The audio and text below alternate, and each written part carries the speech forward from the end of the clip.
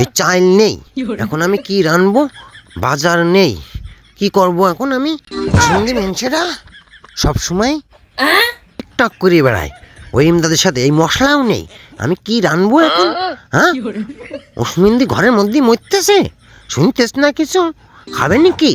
হ্যাঁ, ইমদাদ আসলেই ডাক দিলেই চলে যায় টিকটক টিকটক করতে, মশলা নেই, আমি কি করবো এখন? হ্যাঁ, শালা শোনে না, কানে যায় না, ও সুমিন্দি বিটা বাজারতে শুধু মাছ নিয়ে চলে এসে, জানে না ও কি লাগে।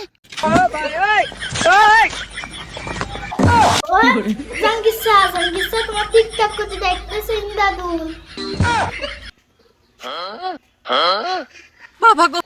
এই আস্তে কোয়া, তোর কাকি যদি শুনে তাহলে আমার দেবে। ও সুমিন্দি মিনছে, তুমি যদি আজকে টিকটক করতে ওই ইমদাদের সাথে যাও তো তোমার ঠ্যাং আমি ভেঙে দেবো। বাজার করনি, তরকারি নেই, আমারে মাছ কুটে দেবে কিনা, আমারে থালা কুটে দেবে কিনা? হ্যাঁ, তুমি আজকে যাইয়ে দেখো, তোমার আজকে তোমার একদিন আর আমার একদিন আস, যদি যাইয়েই দেখো।